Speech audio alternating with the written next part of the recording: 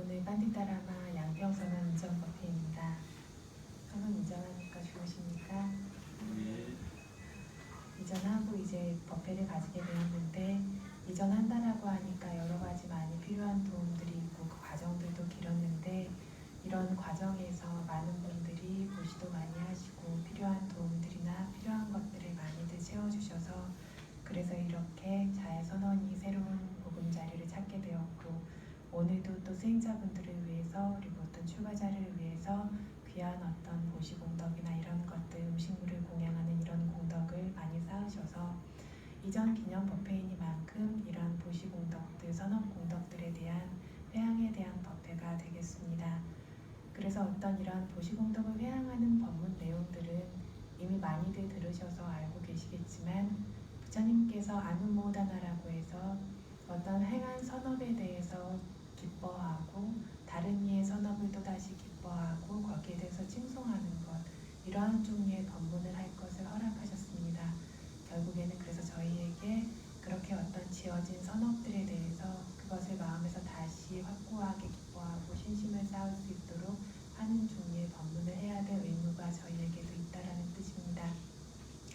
그래서 어떤 이러한 법문들이 많이 들어본 법문이라고 할지라도 자기가 지금 직접 선업을 쌓고 있는 이러한 시점에 그 법문들을 다시 들을 때에는 그런 선업들에 대한 마음들이 더 확고하고 강력하게 생겨나기 때문에 오늘 이런 법문을 하겠습니다.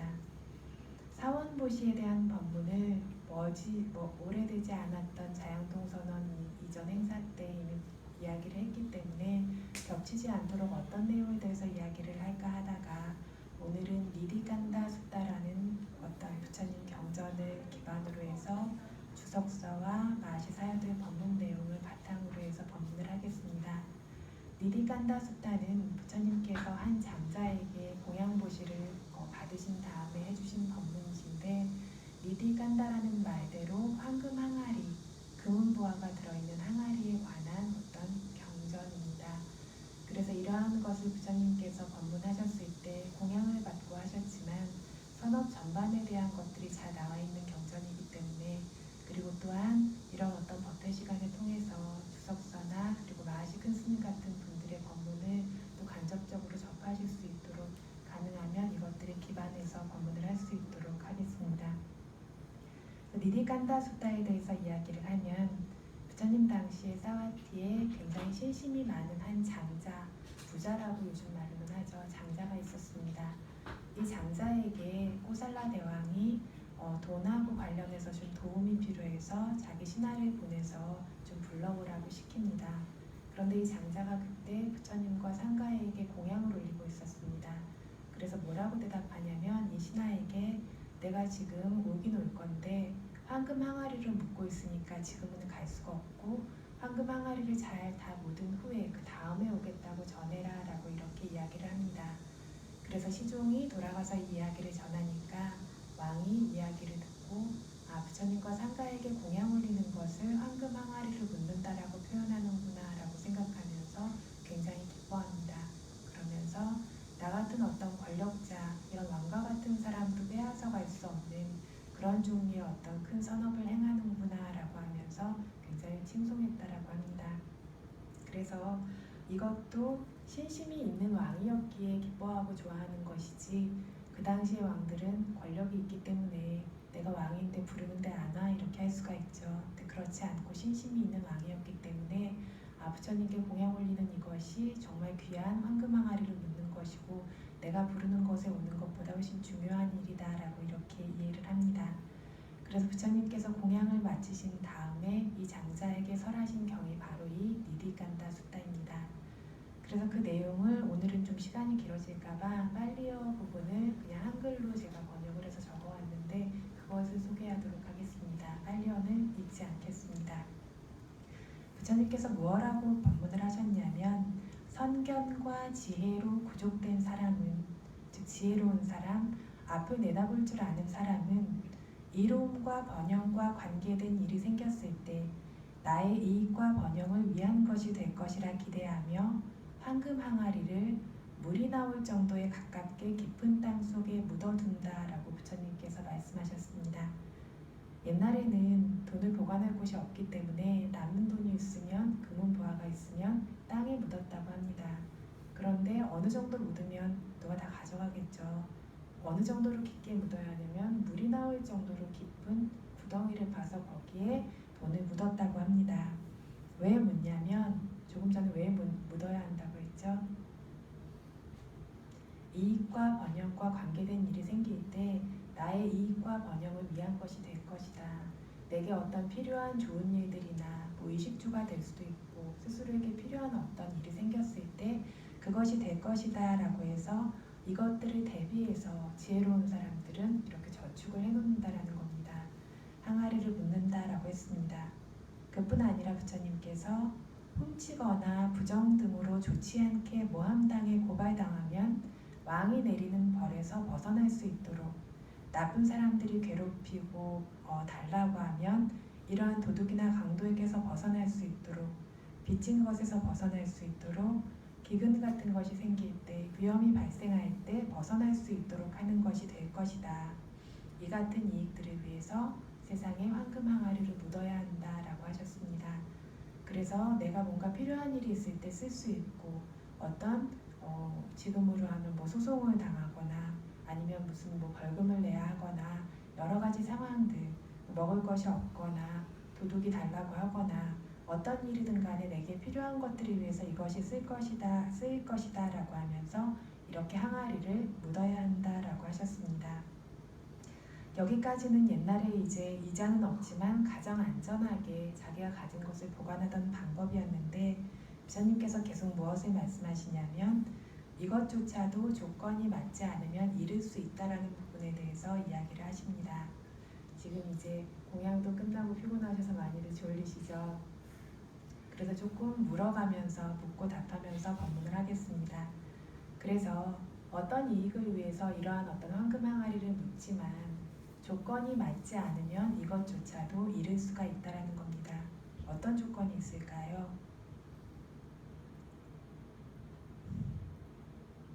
내가 소유하고 있는 것들, 그래서 뭐 은행에 넣어둔 것이 될 수도 있고 예전에는 이렇게 땅속 깊이 묻어둔 것도 있고 현대에는 뭐 투자를 하실 수도 있고 이것이 다 내 것이고 언제나 나의 이익을 위해서 쓰여집니까? 그렇지가 않습니다. 내 손 안에서 내가 쓸 수 있을 때만 내 것이지 내 것인 것 같지만 사실은 내 것이 아닙니다.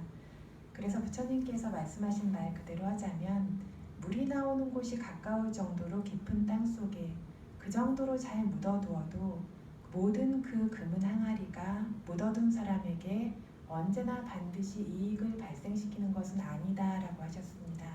언제나 그것이 나의 이익을 위해서 쓰이는 것은 아닙니다. 지혜 있는 사람은 대비를 해야 하지만 그것이 반드시 나를 위해 쓰이지 않습니다.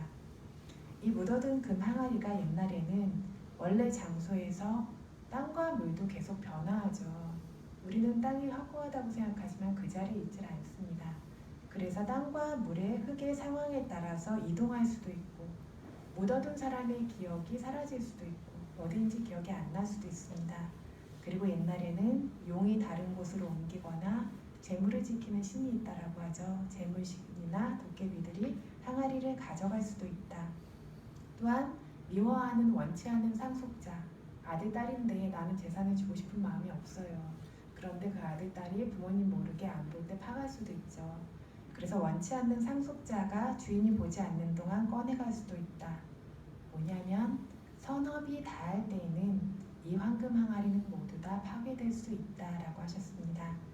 보면 땅과 물의 상황에 따라 이동할 수도 있고 기억을 잃을 수도 있고 용이나 재무신 도깨비가 가져갈 수도 있고 원치 않는 상속자가 가져갈 수도 있고 이 네 가지의 이유를 이야기하셨습니다. 그런데 근본 원인이 뭡니까?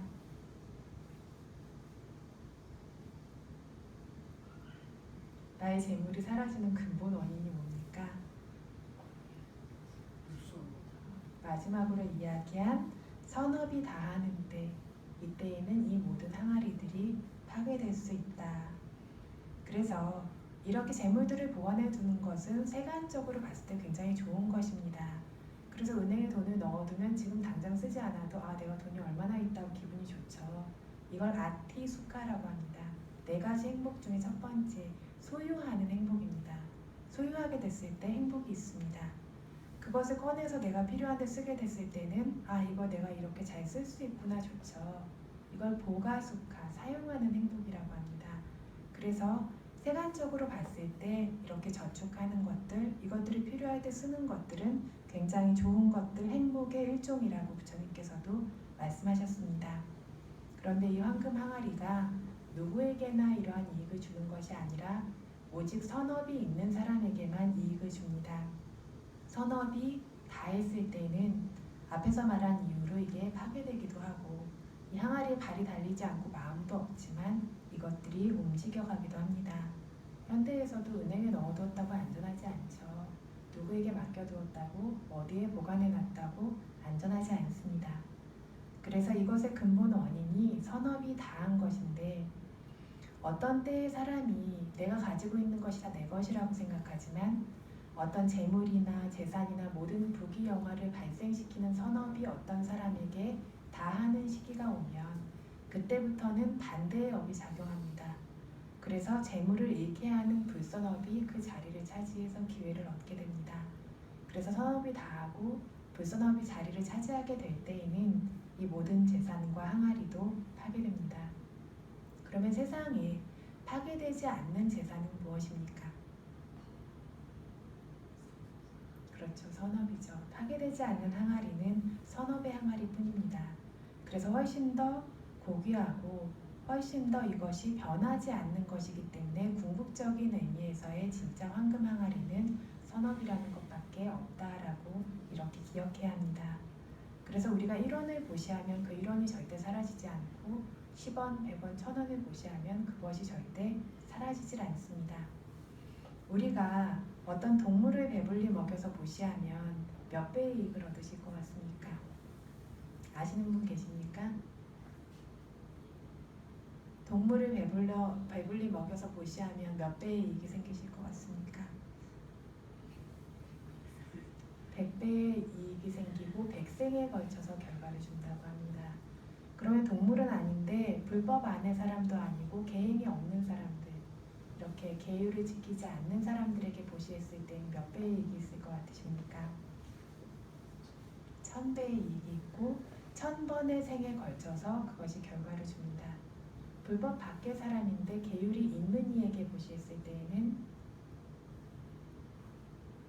10만 배의 어떤 결과를 주고 10만 생에 걸쳐서 그 결과를 줍니다. 불법 밖에 있는 사람인데 선정을 얻은 사람들, 사마타 수행을 통해 선정을 얻은 사람에게 보시하면 몇 배의 이익이 있냐면 1조 배의 이익이 있습니다. 그리고 1조의 생을 통해서 그것이 결과를 줍니다. 불법 안에 수다원이 되기 위해서 수행하고 있는 사람에게 보시를 하는 것은 얼마나 결과가 있을까요? 오늘 이렇게 이 공간을 보시하시고 공양도 보시하시고 이러한 보시공덕들을 쌓으셨는데 수다원이 되기 위해서 수행하고 있는 불법 안의 사람들에게 보시했을 때는 얼마나 이익이 있을까요?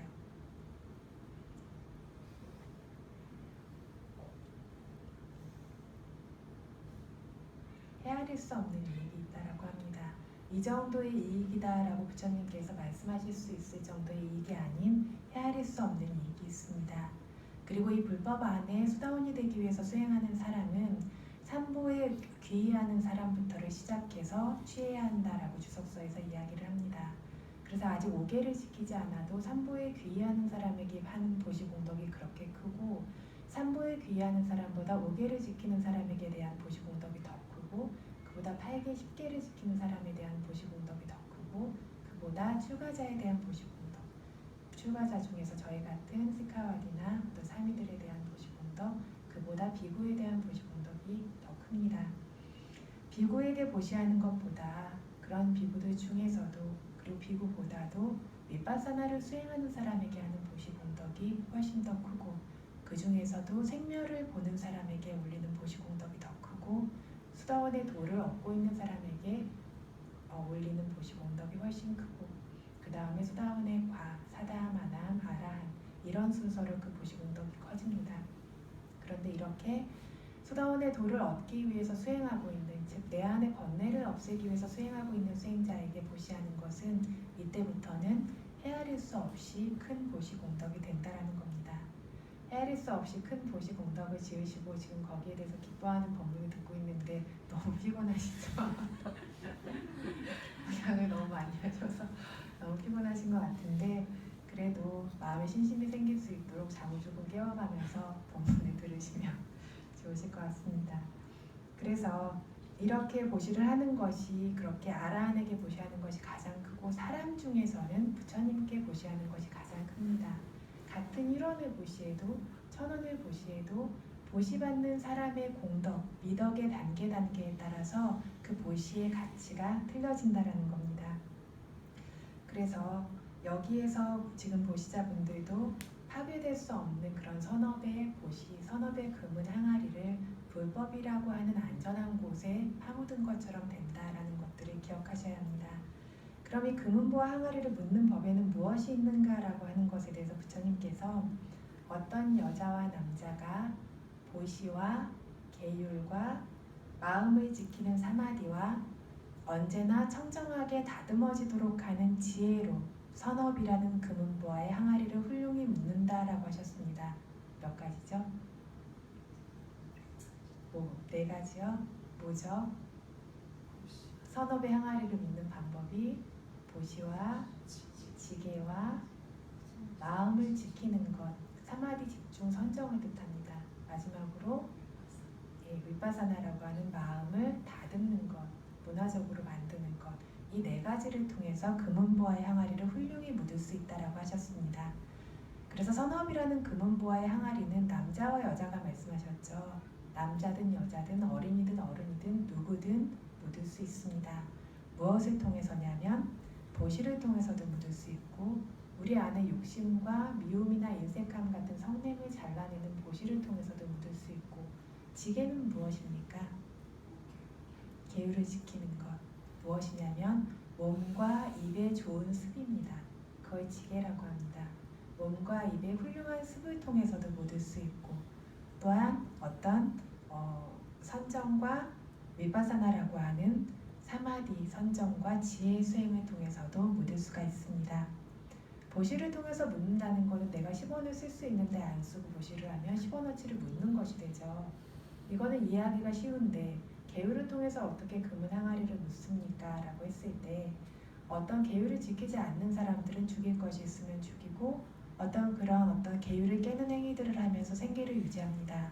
계율을 지키는 사람은 어떠한 이유로도 자기가 먹고 살기 위해서도 어떤 상황을 위해서도 계율을 깨지 않습니다. 계율을 깨므로써 얻을 수 있는 어떤 이익들을 포기한다라는 겁니다. 그래서 계율을 지킨다라는 것도 곰곰이 생각해보면 죽일 수 있지만 죽이지 않음으로써 살아있는 생명에게 그 생명을 보시하는 것과 같고 훔칠 수도 있지만 그렇지 않음으로써 상대의 것을 빼앗지 않음으로써 상대에게 보시하는 것과 같고 그래서 계율을 아바야 다나 위험 없는 보시 위험을 주지 않음으로써 하나의 보시가 되어진다라고 이렇게 이야기를 합니다. 이런 식으로 계율을 지킴으로써도 역시 황금 항아리를 묻고 있습니다. 상야마, 마음을 지키는 것을 통해서 황금 항아리를 묻는다는 것은 사마타와 윗바사나 안에 포함되어지는 집중, 선정을 통해서 어떤 항아리를 묻는다는 것입니다. 마음을 지키는 것은 마음을 되는 대로 다양한 대상에 두는 것으로부터 마음을 지키는 겁니다. 그래서 수십관의 호흡이 될 수도 있고 까시나라고 하는 어떤 표상이 될 수도 있고 32가지 몸의 부분들 머리카락, 손톱, 발톱 같은 것이 될 수도 있고 이리저리 번뇌로 헤매 다닐 수 있는 마음을 되는 대로 풀어두지 않고 어떤 곳에 묶어둠으로써 지키는 것 이것을 마음을 지키는 상야마라고 부릅니다. 이렇게 수행 주제에 마음을 끊임없이 두어서 숙고하고 있으면 감각적인 대상들을 원하는 가래의 마음도 생길 기회가 없죠. 화내고 실망하고 인색하고 이런 종류의 성냄의 마음도 생길 기회가 없고 늘어지고 나태하고 게으르고 이런 어떤 게으름의 마음도 생길 기회가 없고 산란함, 근심, 의심 이런 불선업이 생길 기회가 없습니다. 이런 식으로 마음을 한 곳에 집중함으로써 불선업의 생각들이 생기지 않을 수 있도록 이렇게 사마타 수행을 통해서 마음을 지킵니다. 마음이 지켜지면 그 결과로 몸과 입의 행위도 지켜집니다. 그렇죠. 마음이 안정돼 있으면 사람이 파다닥거리지 않죠. 근데 마음이 불안하면 행동도 안정되지가 않습니다. 그래서 마음이 안정되어지면 자연히 몸과 입도 지킨 것이 됩니다. 이걸 상야마, 고귀한 지킴이라고 부릅니다. 이렇게 수행을 통해서 수행하고 있음으로써 내가 생활적인 방법으로 돈을 벌거나 하면 얻을 수 있는 그런 금전적인 이익들, 세간에도 얻을 수 있는 모든 좋은 것들을 수행함으로써 포기하고 있는 것이 됩니다. 이게 뭐냐면 얻을 수 있는 것들을 내가 누리고 쓰고 저축하는 것이 아니라 이것들을 수행과 맞바꿈으로써 이런 황금 항아리를 묶고 있는 것이 된다라는 겁니다. 그래서 열을 수행하면 10만 원을 벌 수 있는 사람이 열흘간 수행을 했다라면, 열흘 일을 하면 10만 원을 벌 수 있는 사람이 열흘간 수행을 했다면 10만 원을 묻은 것이 된다, 이렇게도 말할 수 있지만 근본적으로 정말 묻은 것은 사마타 수행이라고 하는 자기의 마음을 개발한 선언, 이러한 것들이 묻어지게 됩니다. 그래서 조금 전에 제가 왜 돈과 비교를 했냐면 저희가 수행을 한다라는 것, 사마타 수행도 마찬가지고 위파사나 수행도 마찬가지고 이것을 통해서 출세간의 행복만 얻는 건 아닙니다. 수행을 통해서도 세간의 어떤 부귀영화와 이러한 종류의 행복들도 결과로 따라옵니다. 그래서 그러한 황금 항아리도 묻는 것이 되지만 그보다 더 중요하게 수행을 통한 선업은 그런 어떤 물질적인 것들, 세간의 영화뿐만 아니라 마음의 개발이라고 하는 것들, 이것이 위파사나와 연관됐을 때는 번뇌의 제거의 바탕이 되어지는 마음의 발전이라고 하는 이런 사마타 수행이라는 본질도 묻는 것이 된다는 겁니다. 이것이 우리에게 우리의 이익과 번영을 위해서 그것들이 쓰여질 거라는 뜻입니다. 마지막으로 다마라고 하는 것은 아까 뭐라고 해석했냐면 언제나 청정하고 문화적이게 할 수 있는, 다듬어지게 할 수 있는 지혜의 수행이라고 이야기를 했습니다. 이걸 다마라고 합니다. 발리어로. 수단타님 본명이 다마라는 말에서 나온 건데요. 다마에서 단따가 된 겁니다. 다마가 무슨 이야기냐면 다듬어졌다라는 뜻입니다. 그래서 문화라는 뜻도 되고요. 예의라는 뜻도 되고요. 정련되었다는 뜻도 됩니다. 문화라고 하니까 이게 그냥 딱 와닿지 않을 수 있는데 다듬어지지 않은 것들은 미개하고 거칠고 야만적입니다. 맞죠? 이것들이 다듬어진 것을 우리가 문화적이라고 얘기하고 예의 바르다고 얘기하죠. 그러면 사람이 각자의 인종에 따라서, 지역에 따라서, 민족, 종교에 따라서 문화는 다 가지고 있고 예의도 가지고 있습니다. 그런데 정말 그것들이 문화이며 예의인가 했을 때, 정말로 야만적이지 않고 다듬어졌는가라고 했을 때 마음 안에 탐진치가 생겨나고 있다면 정말 완전한 의미의 문화나 예의나 다듬어짐은 없다라는 겁니다. 정말로 다듬어졌다면, 정련되었다면, 진정한 문화라면 정말 거친 것들이 우리 안에 미개하고 야만적인 것들이 사라져야 하는데 그 미개하고 야만적인 것들이 바로 탐진치입니다. 그래서 이것들이 다듬어지고 이것들이 사라질 수 있을 때에만 진정한 의미의 문화와 예의와 다듬어짐이 생겨납니다. 그럼 이걸 가능하게 할 수 있는 것이 무엇입니까? 이것들이 정말로 다듬어지고 제거될 수 있는 것은, 그래서 다마를 위파사나라고 해석했죠. 지혜 수행이라고 하는 위파사나 수행을 통해서만이 이루어질 수 있습니다. 그래서 어떤 탐진치와 같은 것들이 아직 지금 생겨나고 있어도 거친 것이고 아직 생기지 않았지만 우리 안에 남아있어서 언젠가 생길 수 있다라고 하면 이것도 아직 다듬어진 것이 아닌데 이것들이 지금 현재에도 제거될 수 있고 완전히 뿌리 뽑혀 제거될 수 있도록 하는 것이 바로 다마라고 하는 진정한 다듬어짐, 위파사나 수행입니다. 그래서 이것들을 수행하고 있을 때에도 역시 우리 마음 안에 이것들을 수행하고 있을 때에도 역시 우리 마음 안에 지혜라고 하는, 알아차림이라고 하는, 마음의 힘이라고 하는 이러한 것들을, 항아리를 묶고 있는 것과 같다. 그래서 4가지 종류의 방법으로 이렇게 황금 항아리를 묻을 수 있다라고 부처님께서 말씀하셨습니다. 지금 이렇게 공양을 고시하는 것들, 이런 것뿐만이 아니라 여기 모이신 대부분의 분들은 삼귀라고 하는 삼부에 귀하는 분들이고 또 5계를 지키는 분들이고 시간이 나는 만큼 부처님의 공덕에 대한 수고라든가 자해관을 수행하신 적이 있을 것이고 또 위파사나 수행을 시간 나는 대로 수행하고 있습니다. 그래서 이러한 방식으로 우리가 어떤 재물의 항아리보다 훨씬 귀한 변화하지 않는 선업으로 완성된 항아리를 묻고 있는 것입니다. 이러한 항아리들을 묻는 장소에 대해서 부처님께서 불탑과 상가와 어떤 사람들, 출가자나 수행자 같은 사람들, 그리고 손님들, 부모님과 형님께 이러한 금은보화의 항아리를 잘 묻어야 한다라고 했습니다. 이거를 그냥 건너뛸까 하다가 잠깐 소개하는 것이 뭐 불탑에 보시하고 상가에 보시하고 출가자 수행자에게 보시하는 건 다 아시죠? 그뿐만 아니라 보시의 대상 중 하나가 아무 때나 찾아올 수 있는 손님입니다. 내가 초청해서만 오는 것이 아니라 아무 때나 닥쳐올 수 있는 손님들. 그래서 뭔가 내 도움이나 보시가 필요한 사람들이 보시 받아야 하는 대상이라는 겁니다. 이분들도 보시 받아야 하는 대상이고 부모님이라고 하는 굉장히 중요한 분이 계시죠. 그리고 형님이라고 하는 분, 가족 안에서도 연장자들이 아랫사람들에게 은혜를 베푸는 쪽에 위치에 처해 있기 마련입니다. 그렇기 때문에 형님이라고 하는 사람들, 뭐 누나, 뭐 언니 이런 사람들, 이런 윗사람들, 이런 분들이 더욱더 특별하게 보시를 이렇게 해야 하는, 선업을 쌓아야 하는 그런 대상이다라고 하셨습니다. 그리고 이 금은보화 항아리에 대해서 이제 부처님께서 그 미덕을 이야기하십니다.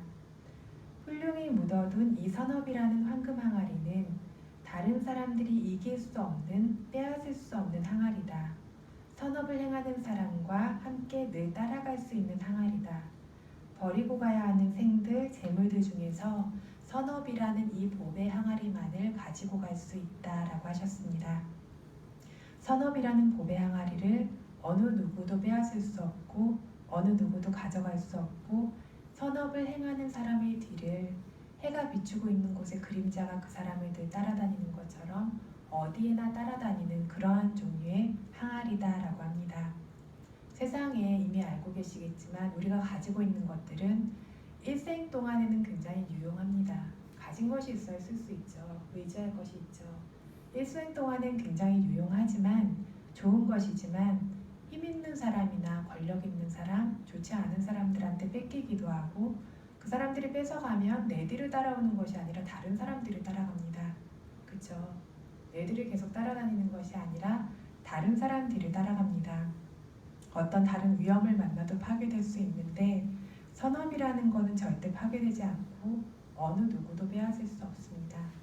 내가 어떤 가지고 있는 것이 내 선업의 힘에 의지한 것이라면 어느 누가 어떤 방식으로도 그것을 빼앗아 갈 수 없습니다. 그래서 그림자처럼 따라다니면서 나는 곳마다 이 생에서도 다음 생에서도 이 생에 얻은 것을 우리가 다 버리고 가야 하는데 이 생에서 다 버리고 가야 하는 것들 중에 유일하게 가지고 갈 수 있는 것이 다음 생에까지 따라가는 것이 바로 이 선업입니다. 그래서 이 사람이 모든 세간과 출세간의 행복으로 구족될 수 있도록 끊임없이 보조하고 돕습니다. 그래서 지혜로운 사람은 보시지계 수행이라는 선업을 행해야 한다라고 부처님께서 말씀하셨습니다. 그래서 여기 법우님들이 오늘 이렇게 선업의 항아리를 묻었기 때문에 여기에 대한 법문을 하고 있는데 이것도 일반적인 선업이 아니라 부처님의 가르침 중에서 가장 핵심적인 것, 최상의 가르침인 특별한 수행을 수행할 수 있는 장소, 마음과 지혜를 개발할 수 있는 장소, 선한 마음과 지혜가 증장되어지는 장소를 보시했고 그곳에 필요한 것들을 물질적일 뿐만 아니라 어떤 봉사로서 마음으로서 이것들을 함께 채웠습니다. 그리고 계율이 있고 수행이 있는 출가자, 수행자들에게 고귀한 공양을 보시했습니다. 이게 특별한 선업이라고 제가 이야기를 했습니다. 특별한 황금 항아리를 묻었다라고 했는데 왜 특별한가 하냐면 곡식을 심을 때에도 그 땅이 비옥하고 건강해야 곡식이 풍성하게 자라고 건강하게 자랍니다. 그렇지 않은 곳에 심는 것보다 농사가 훨씬 더 잘 됩니다. 그래서 보시를 할 때에도 보시를 받는 대상에 충분한 미덕들이 갖추어져 있을 때 보시를 하는 사람의 마음도 바를 수 있을 때 이것이 좋은 터전 위에 잘 쓰여진 보시가 되어져서 훨씬 더 큰 결과를 얻을 수 있습니다. 나 자신만을 위해서뿐만이 아니라 보시한 나를 위해서도 보시되어진 대상을 위해서도 바람직하게 좋은 보시가 되어질 수 있습니다. 그래서 어떤 한 사람에게나 많은 사람에게나 사람에게 보시하는 것보다는 상가에 보시하는 것이 공덕이 훨씬 더 크다라고 주석수에 분명히 이야기를 합니다. 왜냐하면 아까 얘기를 드렸죠. 부처님께 보시하는 것보다 상가에 보시하는 것이 가장 이익이 크다고 했습니다. 사람으로 봤을 때는 부처님이 가장 고귀한 보시처인데 부처님보다 더 고귀한 것이 상가입니다. 아무리 고귀한 미덕을 지닌 사람이라고 할지언정 한 사람에게 보시를 한다면 그 한 사람이 가지고 있는 미덕만을 의지해서 그 공덕들도 생겨납니다. 1000명에게 보시하면 1000명이 가지고 있는 미덕만큼의 공덕이 생겨납니다. 그런데 우리가 상가에 보시를 한다라고 생각하면 부처님 당시부터 내려오는 어떤 꼰단냐 존자, 사리부타 존자 이러한 마음의 번뇌를 제거하신 그런 성인들의 모임 전체를 숙고하면서 보시하는 것이기 때문에 그것이 공덕이 헤아릴 수 없는 그런 공덕이 되어집니다. 그래서 수파티빤나라고 하는 바르게 훌륭하게 수행하는 수행자들, 성인 제자들의 모임을 보시한다라고 했을 때 그 보시가 가장 특별하고 고귀한 보시가 됩니다. 물론 여기에 모인 우리들은 삼무띠 상가라고 하죠. 개념적인 의미에서 상가는 아닙니다. 개념적인 의미에서 상가는 붉은 가사를 걸치고 어떤 227개를 받으신 비구 스님들과 사미 스님들의 모임을 개념적인 상가라고 부릅니다. 하지만 상가의 본질적 의미가 아까 뭐라고 했습니까? 본질적 의미가 청정한 성인들과 성인이 되기 위해 수행하는 사람들의 모임을 상가라고 한다고 했습니다. 그래서 성인이 되기 위해서 수행하는 여기 우리 수행자들도 본질적인 상가의 의미에서는 상가입니다. 부처님께서 제대로 바르게 수행하는 사람은 남자든 여자든 천인이든 인간이든 그 어느 누구든 비구라고 부른다라고 말씀하셨던 것과 같습니다. 그래서 바르게 수행하는 부처님의 제자라고 하는 것이 상가의 공덕인데 이런 본질적 의미의 상가라는 훌륭한 제자들의 모임인 상가인 것이 여기 수행자들의 모임이라는 겁니다. 그래서 이 보시들을 우리가 바르게 훌륭하게 수행하는 부처님의 참된 제자들의 모임을 위한 보시다라고 바른 의미로 본인들이 숙고하시면서 보시하실 수 있다면 이것이 본질적 의미의 상가에 이루어지는 보시가 되어질 수도 있고 그 공덕도 헤아릴 수 없이 크다라는 겁니다. 굉장히 중요한 부분입니다. 그래서 같은 보시를 해도 어떤 사람들 돈 100원을 가지고 100만 원을 만든 사람이 있고 돈 100원을 가지고 그걸 다 써버리는 사람도 있습니다. 같은 보시를 해도 그것이 큰 이익이 있도록 할 수 있는 것은 지혜를 가지고 바른 마음으로 보시했을 때입니다.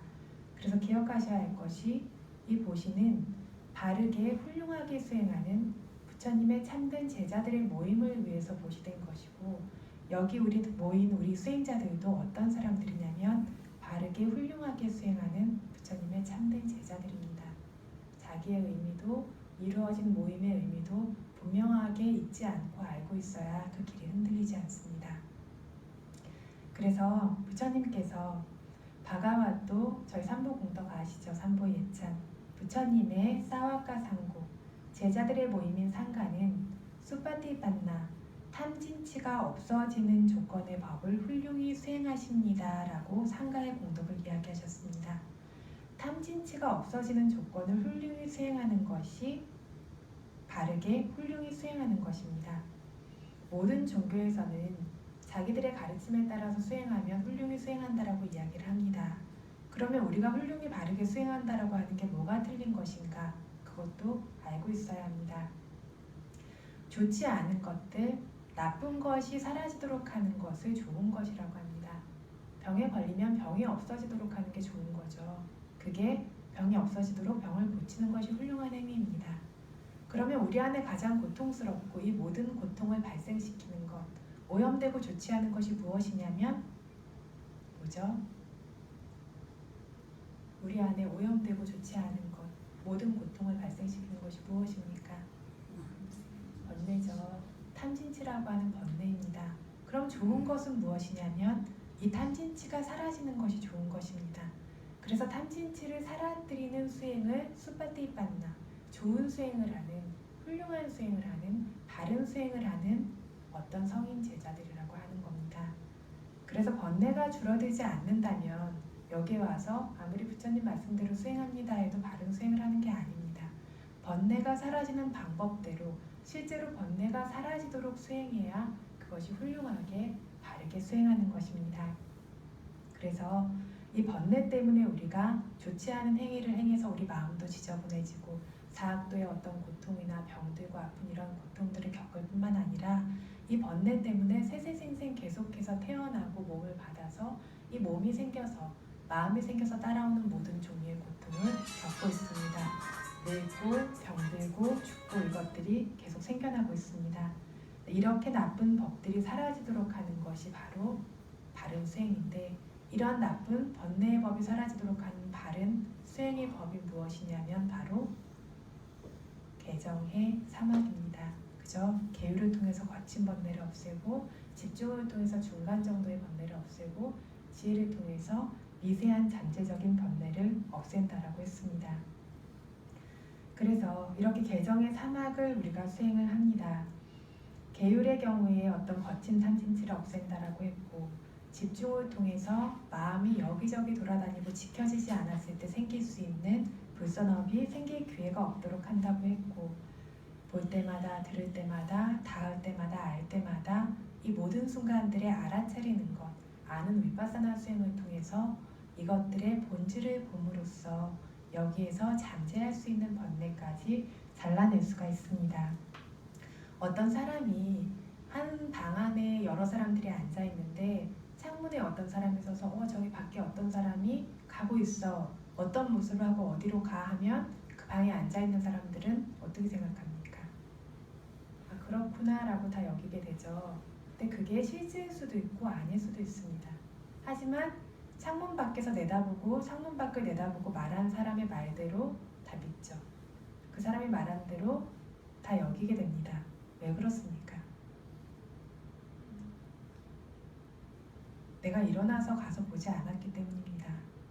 이것과 마찬가지로 우리의 마음에 위파사나 수행을 통해서 알아차림이라고 하는 집중이라고 하는 지혜라고 하는 것들이 먼저 가서 보지 않으면 항상 그 자리에 우위를 차지하고 창문에 먼저 딱 붙어서서 밖을 보고 있는 것처럼 하고 있는 이러한 무명이라는 어리석음이라는 잘못 아는 그러니까 지혜의 반대가 되어지는 법들이 있습니다.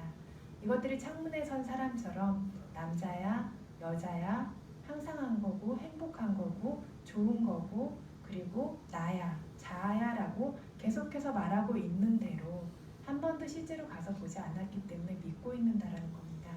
뭐가 속이고 있다고요? 바르게 아는 것이 무엇입니까? 지혜죠. 그럼 잘못하는 것은 무엇입니까? 모하 어리석음이라고 하고 아위자 무명이라고도 합니다. 무명에 대해서 뭐라고 이야기했냐면 알지 못함과 잘못함. 알지 못할 뿐만 아니라 잘못합니다.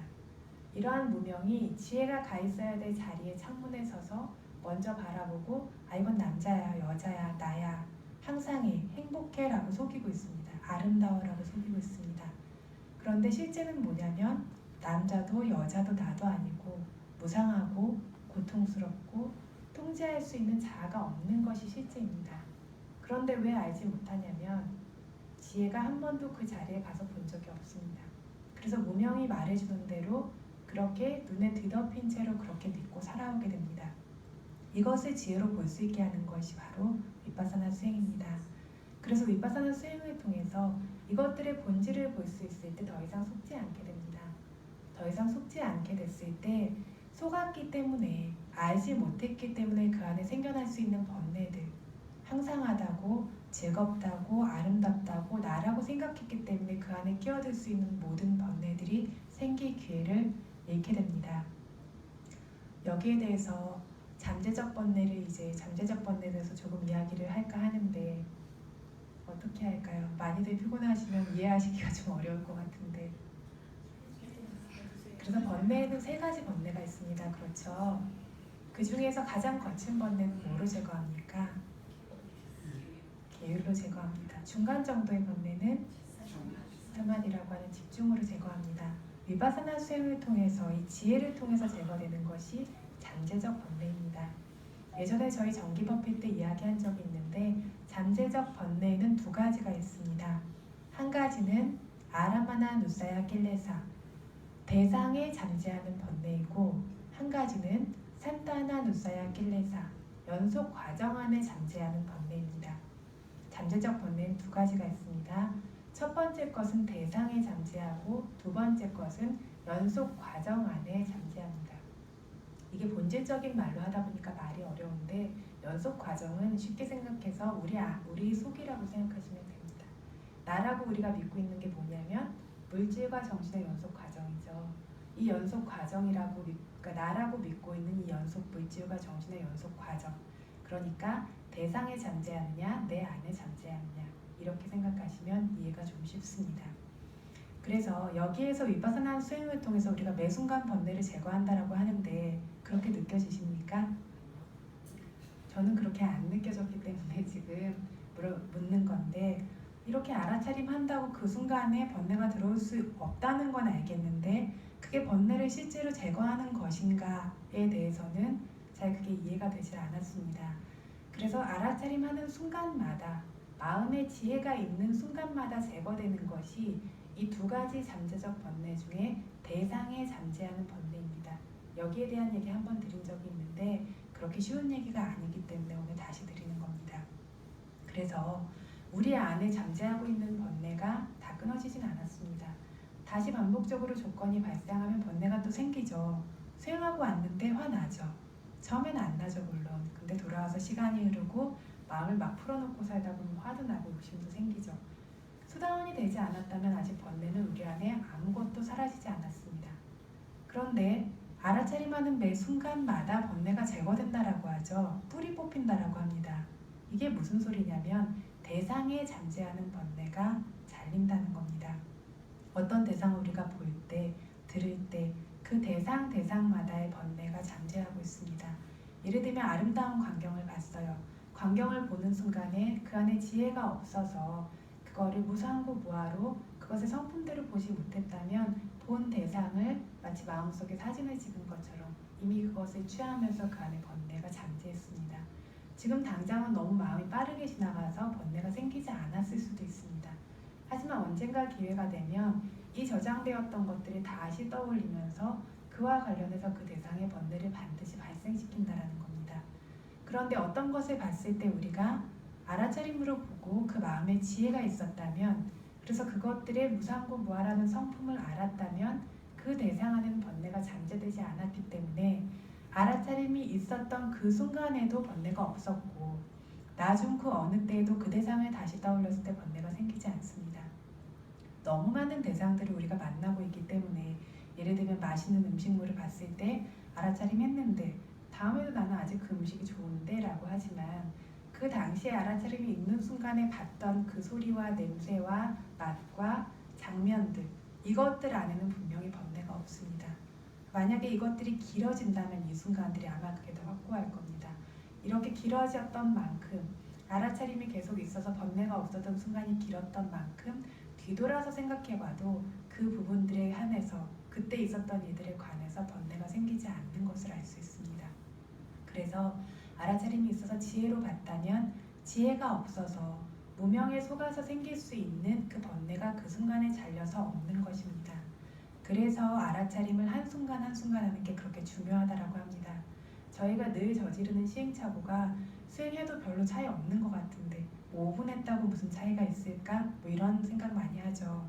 부처님께서 뭐라고 하셨냐면 100년을 내가 정말 왕의 영화를 누리면서 사는 것보다 100년을 사는 것보다 단 하루 혹은 수만 번 쉬는 동안 죽 한 숟가락 떠먹는 동안 그만큼이라도 무상고 무아를 보는 것, 즉 위파사나를 수행하는 것이 그 삶이 훨씬 더 고귀하다고 하셨습니다. 그래서 수행을 통해서 마음이 점점 더 고귀해지고 열반에 이를 수 있도록 번뇌를 끊는 거 우리 모두의 목표이고 반드시 가야 되는 길인 것이 맞습니다. 그렇지만 그 과정 안에 짧게 하는 알아차림들, 짧게 하는 수행들의 의미가 없냐면 그것 자체로 의미가 크다라는 겁니다. 그 순간만큼의 번뇌가 들어올 기회가 없었을 뿐만 아니라 그 순간 동안 만났던 대상들 안에 잠재할 수 있는 번뇌를 그 순간순간 계속 자르고 있다는 겁니다.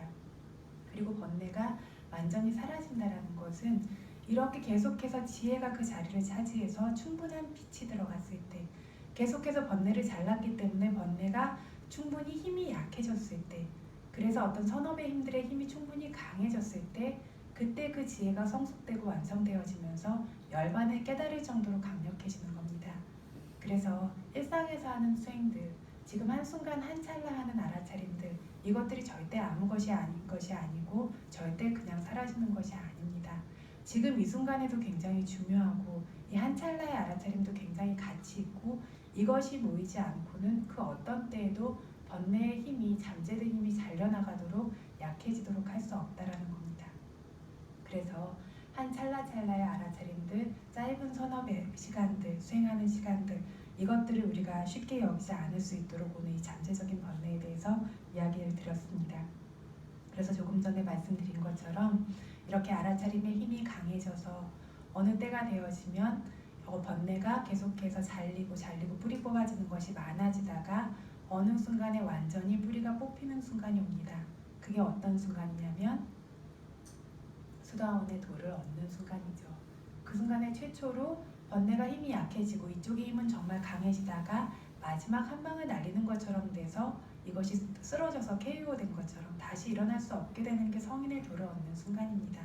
그렇게 되어졌을 때 이걸 산타나 누사야 킬레사라는 연속 과정 안에 생겨나는 번뇌를 제거했다고 말합니다. 이제는 대상에만 잠재된 번뇌가 없는 것이 아니라 나라고 믿고 있는 것, 이 연속 과정 물질과 정신에도 잠재된 번뇌가 없습니다. 수다원이 되었다면 뭐가 없어졌죠?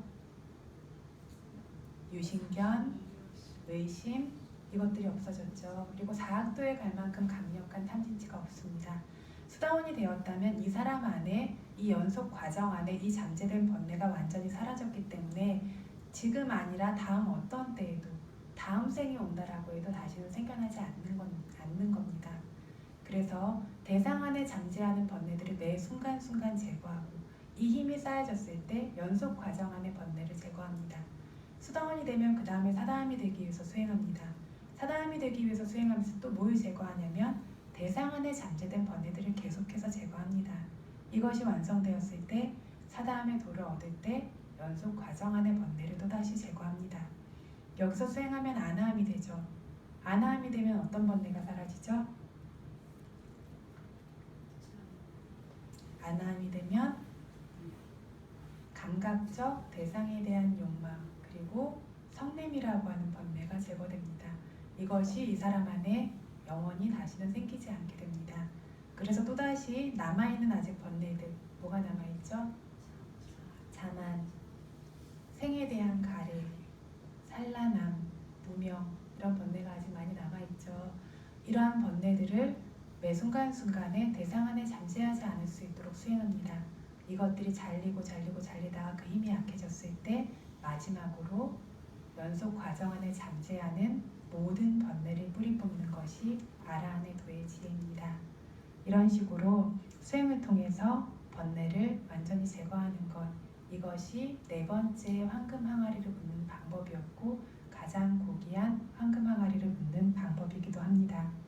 그리고 이것이 탐진치가 번뇌가 완전히 소멸되도록 개정의 사막, 위파사나를 수행하는 것이 수파티판나, 탐진치를 제거하는 훌륭한 수행, 제대로 된 수행, 바른 수행을 수행하는 것입니다. 그 수행을 하고 있는 수행자들이 수파티판나라는 훌륭히 수행하는 부처님의 제자들의 모임입니다. 그래서 부처님께 어떤 이러한 상가를 칭송하는 이름인 탐진치가 소멸되는 수행을 훌륭히 수행하시는 상가, 이 미덕으로 구족된 부처님의 제자들, 성인 제자들, 성인이 되기 위해서 수행하는 제자들, 이것이 우리들이고 이러한 어떠한 사람들을 위해서 보시되어진 소중한 공간이고 또한 그렇게 되어질 수 있는 터전으로 쓰일 수 있도록 우리가 그거를 잊어서는 안 됩니다. 그래서 부처님께서 법문하신 내용으로 다시 돌아가겠습니다. 부처님께서 이러한 어떤 선업을 통해서 무엇을 얻게 될 것인가를 이야기하셨는데, 이렇게 고귀한 어떤 선업이 이루어질 때에는 원하는 이익들을 모두 다 얻게 될 것이다. 요약하면 그렇습니다. 이 선업이라는 법의 항아리는 천인과 인간의 모든 바람을 줄 수 있는 법의 항아리다. 원하는 모든 이익과 번영과 행복을 완전히 선업이라는 이 금은보화의 항아리를 통해 얻을 수 있다라고 하셨습니다. 이걸 자세히 풀어서 이야기하시면서 황금같이 아름다운 피부, 범천의 소리 같은 좋은 목소리, 균형 있는 모습, 좋은 외모, 사람들을 통치할 수 있는 것, 따르는 대중이 많은 것, 이 모든 것을 선업의 항아리를 통해 얻을 수 있고, 한 지역을 다스리는 왕, 대륙을 다스리는 왕, 세상 전체를 다스리는 왕, 천인계의 왕, 이 모든 것도 황금 항아리를 통해 얻을 수 있고, 인간 세계에 생기는 모든 풍요와 부족됨, 천인 세계에 생기는 모든 즐거움들, 영화들, 그리고 열반이라고 하는 행복까지도 이 모든 행복과 부족을 이 황금 항아리를 통해서 얻을 수 있다라고 부처님께서 말씀하셨습니다. 부처님께서 늘 법을 수행하는 사람이 죽은 다음에 왕족이나 바라문이나 부자죠, 장자가 되기를 마음으로 서원하면 이 사람은 죽은 다음에 그대로 된다라고 하셨습니다. 왜냐하면 이 사람이 늘 법을 수행하고 늘 좋은 것, 바른 것을 수행하기 때문이다 라고 하셨습니다. 그뿐만 아니라 자기가 원하는 세간적 이익을 얻을 수 있을 뿐만 아니라 흘러내리는 번뇌가 없는 마음의 탈인 아라한의 과, 그리고 아라한의 도를 이룰 수 있는 것조차 현생에서 깨달을 수 있는 것도 역시 이 법을 수행함으로써 가능하다라고 하셨습니다. 왜냐하면 좋은 것, 훌륭한 것, 바른 것을 수행하기 때문이다라고 하셨습니다. 출가자라고 하면 어떤 출세간의 이익을 위해서만 출가해서 수행한다라고 생각하지만 그렇지 않은 경우도 있습니다. 부처님 당시에도 있었죠. 근데 심지어 부처님 교단에서 어떤 비구가 계율도 있고 신심도 있고 견문도 있고 희생하고 포기하는 보시하는 것도 있고 지혜도 있다라면 그러한 미덕들도 부족되었는데 이 비구가 수행을 하면서 다음 생에 내가 왕족으로 태어나기를, 바람으로 태어나기를, 장자로 태어나기를 서원하면 그것이 이루어진다라고 합니다. 그래서 이렇게 수행하는 것들, 선업을 수행하는 것들은 원하는 것들을 모두 다 이루게 해준다라는 겁니다. 그런데 이제 서원이 우리가 지혜로 봤을 땐 좀 잘못됐죠. 그렇지만 이루어진다라고 합니다. 그래서 마음에 이렇게 필요한 기반이 되어지는 것들이 있죠. 씨앗과 같은 것. 신심도 있고 계율도 있고 견문도 있고 이런 필요한 조건들이 구족되었고 마음에서 어떤 것을 원하기도 하고 거기에 마음을 굳히기도 하고 그 마음을 증진시키기도 한다면 이게 조건입니다. 어떤 것을 원하고 그 마음을 굳히고 그걸 증진시키기도 한다면 그 바람은 반드시 이루어집니다. 두 가지 앞뒤의 조건이 있는데요. 먼저 있어야 될 미덕이 있어야 되죠. 내게 아무런 선업 공덕이 없는데 내가 뭔가가 되기를 바란다고 되겠습니까? 안 되죠. 신심도 있고 지계도 있고 견문도 있고 포기도 있고 지혜도 있고 있어야 될 것이 첫 번째 있는 것이고 있는데 서운하지 않으면 그것이 정확하게는 이루어지지 않습니다. 좋은 것들을 얻을 수는 있지만 내가 원하는 것을 정확하게 얻지는 못합니다. 갖추어야 될 조건을 갖춘 상태에서 어떤 것들을 마음으로 바라는 그 마음도 있고 그 마음을 더 발전시켜서 그걸 굳건히 하기도 하고 마음에 굳히기도 하고 이 마음을 계속 증장시키기도 한다면 원하는 모든 것을 그대로 정확하게 얻을 수 있다고 합니다. 이것이 세간적인 쪽에서도 이루어지고 출세간적인 쪽에서도 이루어지는 것입니다. 법문이 너무 길어질까봐 어떤 부처님께서 어떤 지금 얘기한 것처럼 황금과 같은 피부를 얻으신 이유, 아름다운 목소리를 얻으신 이유, 몸의 형체가 아름다우셨던 이유가 다 있죠. 어떤 조건들이 있었기 때문에 얻으셨는데 이것들에 대한 이야기는 조금 뛰어넘고 나중에 기회가 될 때 이야기를 하도록 하겠습니다. 그래서 여기서 지금 중요한 것은 이렇게 우리가 원하는 모든 세간의 이익들을 얻을 수 있는데 이 세간의 이익들이 좋은 것이지만 지혜로서 봤을 때 정말 좋은 것인가 하면 그렇습니까? 항상 그렇게 들어왔기 때문에 별로 안 좋습니다 하시는 건지 진짜 안 좋다고 생각하시기 때문에 안 좋습니다 하시는 건지 어떠십니까? 다들 즐거우시죠? 좋은 거 보면 좋으시고 들으시면 좋으시고 많이 가지면 좋고 그렇지 않습니까? 근데 왜 안 좋습니까? 탐진치와 함께 탐진치와 함께하고 이것들 자체를 진정한 행복이 아니다라고 하는 것은 이것들이 고통과 뒤섞여 있기 때문입니다. 금도요, 순금은 좋지만 이것저것 불순물이 많이 섞여 있으면 그렇게 가치가 높지 않습니다. 그렇죠? 우리가 이제 지니고 있는 이 몸과 마음이라고 하는 거, 이 몸과 마음에 부속된 모든 것들, 내가 지니고 있는 물건들, 어떤 관계들 다 좋아 보이지만 그것들을 지혜의 눈으로 본질적으로 들여다보면 고통과 뒤섞여 있습니다. 우리가 지금 맛있는 거 많이 먹고 앉아서 노곤하게 있으니까 좋은 것 같지만 계속 왜 움직이시냐면 조금 앉아있으면 뜨겁고 가렵고 아프고 뻐근하고 힘들고 그죠? 지금 법문 듣는 것도 얼마나 더 좋습니까? 한 10시간 들을까 하면 들으실 수 있습니까? 지금도 막 법문을 뛰어넘어서 하고 있는데 들으실 수 없는 게 조금 있으면 정말로 이런 법문이 아니라 부처님께서 법문을 하셔도 아비담마를 왜 천상에서 하셨냐면 인간들은 3개월 동안 움직이지 않고 법문을 들을 수 있는 능력이 없습니다. 그래서 천상에서 하셨는데 3개월은커녕 하룻밤만 법문을 들어도 못 견디겠죠. 그저 졸리고 괴롭고 막 아프고 힘들고. 그래서 어떤 우리가 지금 믿고 있는 어떤 이렇게 좋은 것이라고 믿고 있는 것들이 실제로는 고통과 항상 뒤섞여 있어서 불편한 고통들이 있는데 이 고통을 계속 뒤덮고 있고 그것을 보려고 하지 않기 때문에 계속 좋은 것으로 여깁니다. 그죠? 그래서 이것들을 실제로는 지혜의 눈으로 보게 되면 지금 현재에도 좋지 않은 고통들이 분명하고 그뿐만 아니라 몸이 아플 때는 더더욱이 분명하죠. 내 마음대로 되는 게 하나도 없고 고통스러운 느낌으로 가득 차 있습니다. 이 몸이라는 것이. 그뿐만 아니라 우리의 하루를 들여다보면 끊임없이 가래로 그것을 가리고 있어서 잘 모르기는 하지만 고통을 없애기 위한 작업입니다. 몸이 뻐근하고 뜨겁고 힘들고 이러니까 씻어줘야 되고 화장실에 가서 비워줘야 되고 배가 고프고 뜨거워지니까 먹어줘야 되고 쉬어줘야 되고 고통을 없애기 위해서 하루 종일 그것들을 합니다. 이 모든 것들을 잘 해야 되니까 돈도 벌어야 되고 그래서 만나게 되는 모든 관계들 때문에 또 고통받기도 하고 그런데 이 고통스러운 걸 하고 살아야 되는 마음이 너무 힘들죠. 그러니까 어떻게든 이걸 즐겁게 하고 살아야 되겠죠. 그러니까 이거를 포장하고 온갖 이름을 붙이고 하면서 가래로 이것들을 예쁘게 채색해서 그렇게 살고 있습니다. 그래서 우리 몸과 마음이라고 하는 나를 뭐와 같다라고 경전에서 이야기하냐면 오물로 가득 찬 항아리와 같다라고 합니다. 그죠? 이게 안과 밖을 뒤집으면 경전에서 말하는 것처럼 까마귀나 벌레들이 다 쪼아먹을까봐 이렇게 막대기로 그것들을 쫓으면서 다녀야 한다고 할 만큼 속과 이렇게 안과 뒤를 뒤집어 놓으면 이 뱃속에 있는 것 중에 마음에 드는 거 있으세요? 없죠. 그런데 이 오물이 가득 찬 항아리를 예쁘게 물감으로 채색한 것과 같은 것이 우리 몸이라고 경전에서 이야기를 합니다.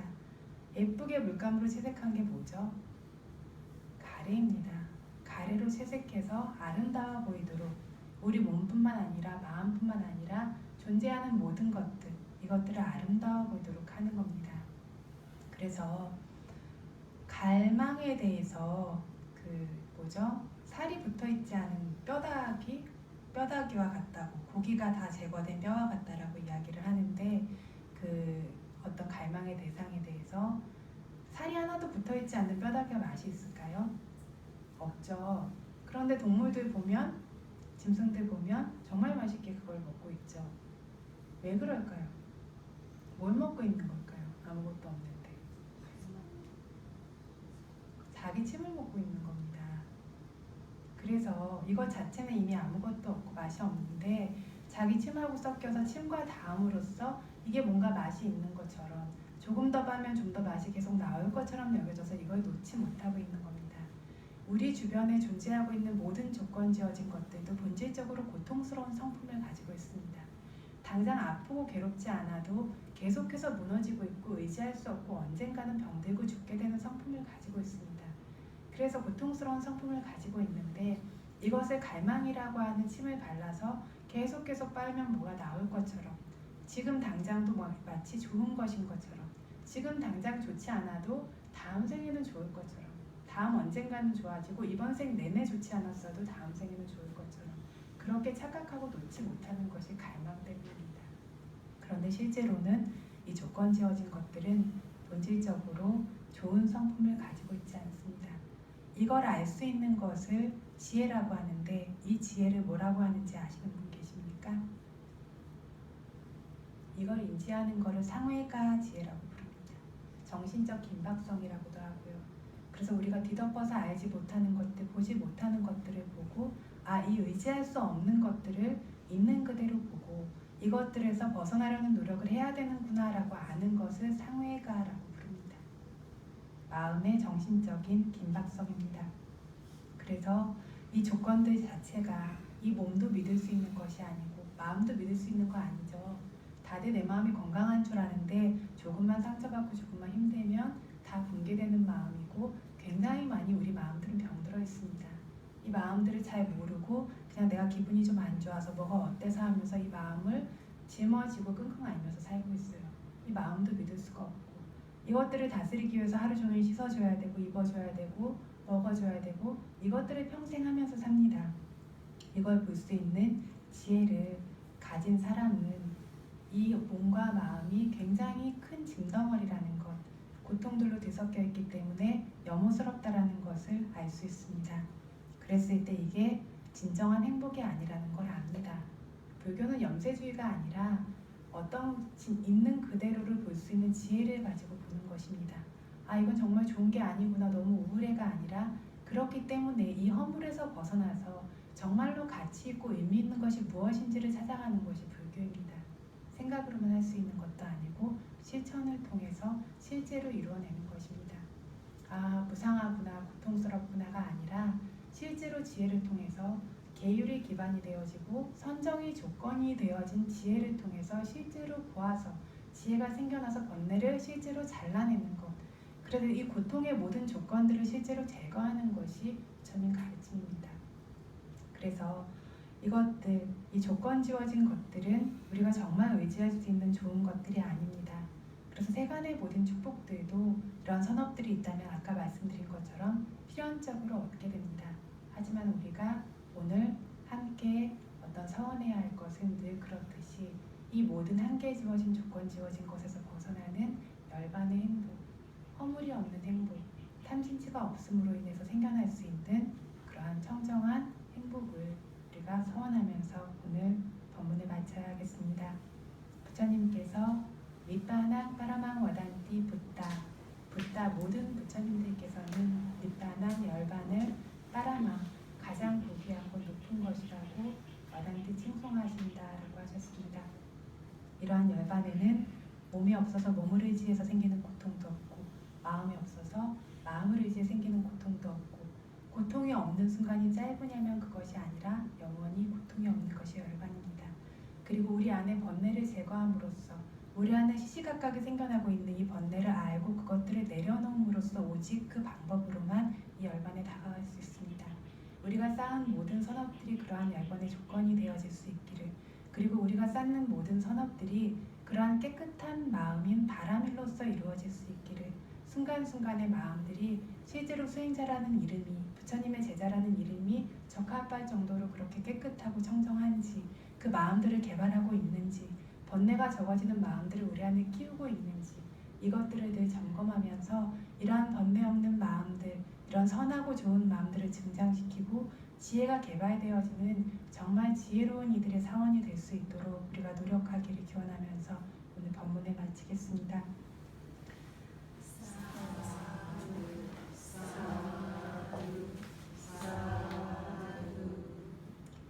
따라하십시오. 마양아예 삼사라 왓다 두카토 모차나타야 니빠나사 사치기리야타야 이망 바니땅 사파리카란체와 위하랑 가다니야 보자니야 디니자 아야바무카 사프리사낭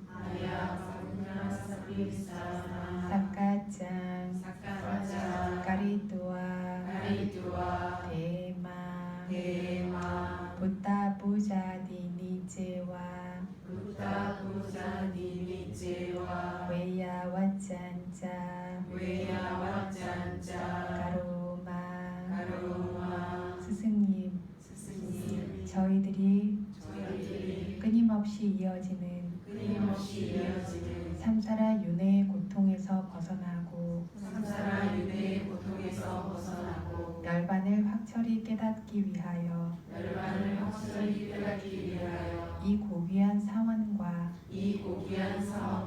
사원 안의 부속품, 필수품, 음식물 등을 스승님을 필두로 하는 선한 이들에게 공손히 보시합니다. 부처님께 예경 올리고 삼보를 귀처로 삼고 계율을 확립시키고 법문을 듣고 법을 보시하며 몸과 입과 마음으로 사원과 사원 안에 고귀한 수행자들을 위해 봉사하는 많은 선업들도 쌓습니다. 이러한 선업에 많고 적게 참여한 우리 모두가 그 많고 적음을 떠나 고귀한 선한 의지로 인해 모든 고통에서 완전히 벗어나 참된 행복을 분명히 깨달아 얻기를 윤회의 고통을 아직 끊지 못한다 해도 윤회가 끝나는 날까지 어떠한 어려움과 장애 적의와 고통과도 만나지 않고 모든 행복과 평안함으로 부족되기를 나날이 우리 안에 선하고 고귀한 법들을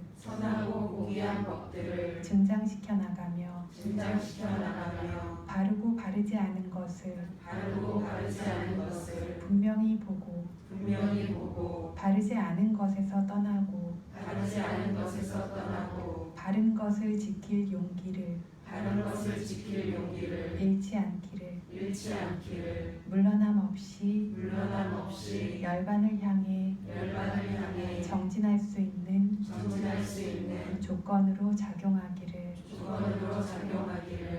예, 회양하겠습니다. 저기 하시는 분들은 선업공덕의 어떤 흐름이 이 물줄기처럼 끊어지지 않기를 하는 마음으로 이 대지와 주변의 모든 사람들을 증인으로 해서 이 선업공덕을 이렇게 자기 선업공덕을 확고히 하는 그러한 시간이니까 이렇게 물 따라주시면서 따라하시면 됩니다. 이망로 분야바강 사빠사타나 바지마 사떼 사따 수키따 바완뚜 우리의 이 선업의 공덕을 부모님과 스승님 은혜 많은 이들을 시작으로 하여 나와 이 장소와 불법과 세상을 지키는 모든 선한 선인들과 고통받는 모든 존재들을 비롯한 일체의 모든 존재에게 나눕니다. 일체의 모든 존재들이 이러한 선업의 공덕을 함께 기뻐하여 고통에서 자유롭고 창